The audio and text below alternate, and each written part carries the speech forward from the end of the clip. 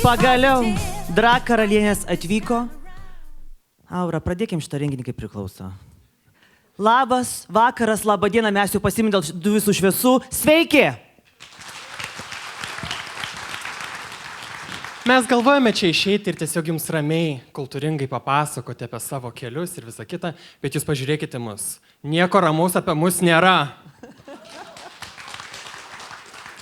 Kai pradėjom, kai pirmą kartą išėjome į sceną, apsirengę savo perukais, blakstienom, blizgučiais, sparnais, na, žmonės tikrai neįsivaizdavom, kad mes atsirasim TEDx scenoje. Su jumis jūsų Lietuvos drag karalienės Aura Mor ir Edma!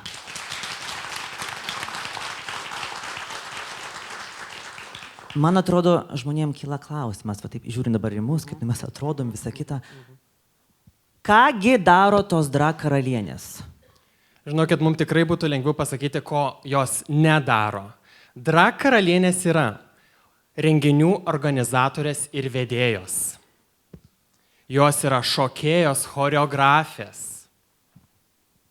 Jos yra žurnalų viršelių modeliai. TikTokerės, YouTuberės, influencerės nuomonių formuotojos, žmogaus teisių gynėjos ir stilistės dizainerės įvaizdžių kūrėjos. Ir čia tik dalis. Ačiū. Taip, ačiū, paplokim. Taip. Dėkojam ir mes taip visą laiką galvojam, tiek visko tos drag karalienės daro, visų galų meistrės, kaip sakoma.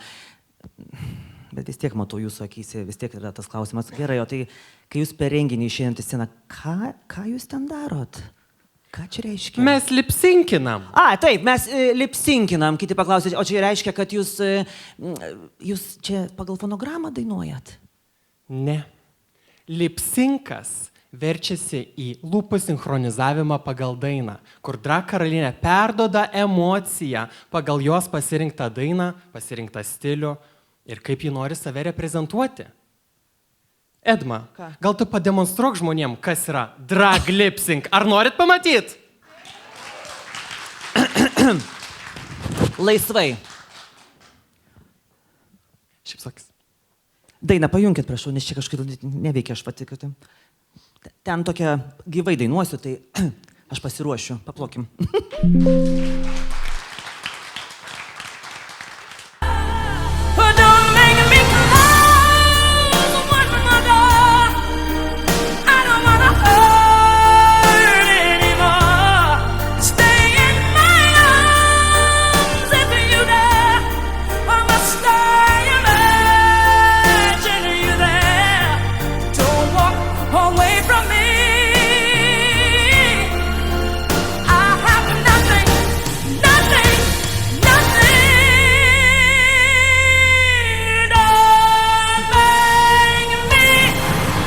Ačiū, Edma, labai. Ačiū.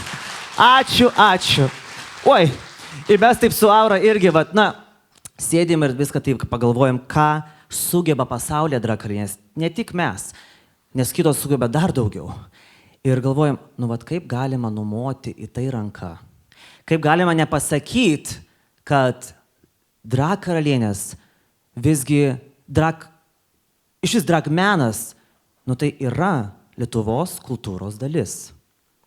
Ir kalbant dabar apie drag, aš jį pradėjau prieš 3 metus ir tikrai negalvojau prieš 3 metus, kad apskritai man tai duos daug pliusų ir kad apskritai aš būsiu drag, tai man prieš 3 metus skambėtų kaip visiška nesąmonė, tikrai ne jokiais būdais. Bet apskritai, nuo vaikystės buvau netylus berniukas. Mane visą laiką mama vesdavo į ten šokių pamokas, į dainavimo kursus, muzikalkę baigiau. Yra kažkas čia baigęs muzikos mokyklą? Apgailestauju. Bet taip, tai ir mokyklai po to irgi organizuodavau renginius, dainuodavau, studijas baigiau irgi su kūrybinėm ir pramogų industrijom. Ir kad tęst savo veiklą, Mano toks pašaukimas buvo, kad man patinka žmonėm dalinti šypsenas, man patinka žmonėm dovanot kažkokias naujas emocijas. Ir įkūriau dar Vilniuje 2018 metais savo siaubo namus. Tuo metu dar čia buvo visiška naujovė, dar atsiminamės, kai atsidarėm, aišku, pakvietėm 15 minučių, kad ateitų paimtų straipsnį, jaunimas, tokius siaubo namus, nepaprastas pabėgimo kambarys, komentaruose tai buvo šakės, aišku, ten velnių išperos ir visa kita, nes Helovynas dar tuo metu, čia buvo prieš kiek, 7 metus atrodė, kad čia yra labai didelė nuodėmė. Bet dabar, tai kaip matom, Helovino parkai yra dabar kiekviename mieste. Tai galiu teikti, kad Lietuvoje esu pradininkė viso to siaubo namų kultūros ir panašiai. Tai per tos siaubo namus irgi man buvo svarbu neįleisti žmonių, kad jie ten spręstų loginius mąstymus, o kad eitų per daug kambarių, kad pajaustų baimę, pajaustų juoką, pasijuoktų viens iš kito, kai tas išgastis visas įvyksta. Ir taip, sėkmingai iki šiol tie namai veikia, bet per pirmus 5 metus teko nemažai visgi išgyventi, dar buvau labai jaunas žmogus ir parėjo toks perdegimas. Pradėjo toks momentas, atėjo, kad sunku atsikelti iš lovos. Kūryba, kurią aš įdėjau save į tos siaubo namus, man tiesiog dingo. Pradėjau slinkti depresiją ir kai buvau visiškoje duobėje, emociškai atėjo pas mane drag. Ir aš pasinėriau ne tik kaip į hobį, o į pilnai savęs atsidavimą. Ir įvyko kažkas nuostabaus, nes drag man tapo ne saviraiška, bet ir išsigelbėjimu. Man tai padėjo atsikelti iš lovos, man tai padėjo tiesiog atgauti iš naujo gyvenimo kvapą, atgauti tą tiesiog elementariai tą laimę ir šypseną viduje, nes man jos ilgą laiką trūko. Ir ačiū aišku, Aurai už palaikymą tuo metu, kai buvo tikrai labai sunku. Ir man tai tapo mano menas, mano ginklas prieš pasaulio šaltį. Ir dabar atrodo viskas kaip ir okei, ir yra okei. Bet yra šeima. Augau slaviškoje šeimoje, kur religija labai žaidžia rolę svarbę. Ir buvo sunku su mama rast bendrą kalbą. Pradžiai, kai sužinojo, ką aš pradėjau veikti, kaip ir džiaugiasi, viskas gerai, mano mama myli ir mylėjo dar tada pradžioje, kai buvo sunku apie tai kalbėti. Ir matėsi, kad jos viduje yra kažkokia kova, galimai gal kažkokia gėda už tai, ką aš darau, nes tiesiog nežinomybė, ne iki galo supranta ir su manim pakalbėti, jai buvo irgi baisu prisėst, kad aš ir normaliai viską paaiškinčiau, nes man atrodė, mano mama tikrai protinga, jinai viską supranta, pati gyvenime yra daug ko mačius, bet pasirodo ne, ir tikrai supratau, kad jai buvo nelengva, kai jį kreipėsi pas kunigą. Ačiū Dievui, tas kunigas buvo, kaip čia pasakyti, šiuolaikiškas. Ne ten, kaip būna, nesvarbu. Ir mes visi žinom, aš vardo nesakysiu, bet visi tikrai žino šitą kunigą. Tai kunigas tiesiog pasakė, kad jūsų sūnus, jeigu jisai gyvena, jeigu jisai myli, tai, ką daro ir apskritai yra geras žmogus, nėra dėl ko pergyventi. Mano mamai to reikėjo išgirsti iš kunigo, nes, sakau, pas mus bažnyčia labai diktuodavo mūsų šeimoje, kaip reikia gyventi ir panašiai. Tokio bažnyčių neišgirsi apie.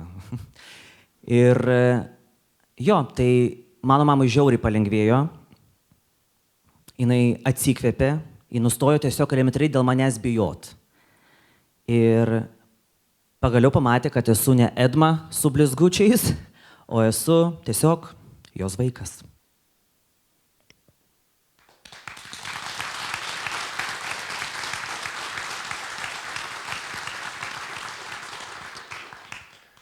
Mano meilė drag kultūrai jau peraugo į mano visą gyvenimo būdą. Tai jau man nebetik dar viena graži suknelė, tobulas makiažas, plaukai. Tai jau mano yra kasdienybė, tai yra mano balsas, tai yra mano pagrindinis dabar motyvas. toliau tęsti savo kasdienybę. Bet ne visada tai buvo. Ir turėjau šiaip pragyventi labai tokį baimės kupiną praeiti tą kelią, kur visada nesuprasdavau, kodėl aš turiu briuoti, prieš ką man čia turi būti taip gėda, ką aš blogai darau. Nesuprasdavau, bet vis tiek buvau visada toj baimiai. Ir savęs visada klausiau, o prieš ką man tai baisu, kas man ką gali padaryti. Tai aišku, ta mintis su mama, kad mama manęs nepriims, kad vėl eilinį kartą ją nuvilsiu, kad nepriims. Tai buvo mano didžiausia ta baimė. Ir ilgiausią laiką tai viskas slėpiau. Visada juokaudavau su draugais, kad aš pragyvenau savo Hannah Montana gyvenimą, nes personoje ant scenos ryški persona, garsiai kalbanti, ekstravagantiškai apsirengus. O kasdienybei tyliai kalbėjant. Tamsus drabužiai, neišsišok. Bet atėjo ta diena, kaip aš pagalvojau, gana, aš nenoriu būti žmogus gyvenantis su 2 identitetais. Aš gyvenu laisvoje šalyje ir priėmiau sprendimą būti tikruoju aš. Tai pirmiausia mama. Emocionalus buvo pokalbis, taip, nebuvo lengva. Labai bijojau. Bet žinau, ką ji man pasakė? Aš tave myliu. Būtent.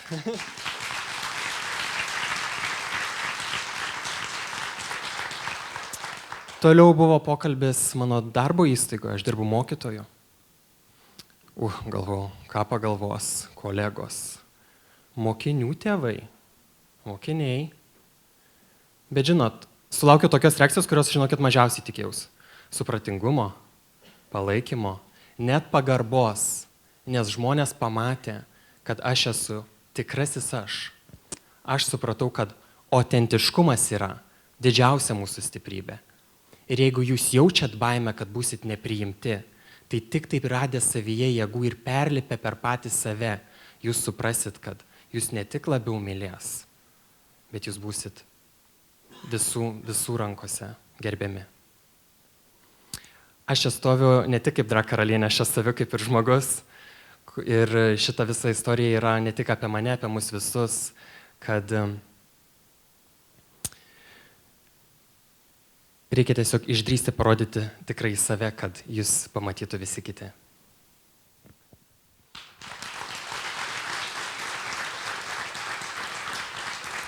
Čia yra labai trumpos istorijos, bet kurios mus išmokino ir dar labai daug ko išmokins. Ir mes su Aura prieš porą metų irgi kūrėme Draugės TV kanalą YouTube kanale, per kurį pasiekėm nemažai širdžių ir ten irgi daug apie ką kalbam. Ir būtent pasiekėm jaunimo širdis, kurie galimai negyvena didmiesčiuose, gyvena kažkur toliau. Ir jų žinutės, kurias jie mums parašė, elementariai tiesiog, kad mes motyvuojam juos gyventi. Tai mums daug ką reiškia ir tai mus stumia dar toliau eiti dabartiniu savo keliu. Ir už tai jiems esam irgi labai labai dėkingi.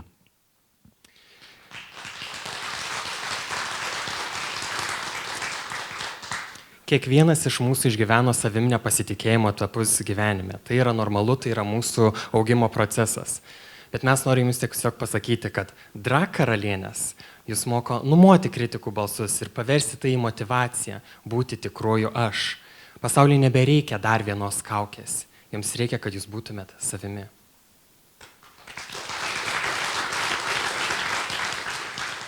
Su jumis buvo drag karalienė Edma.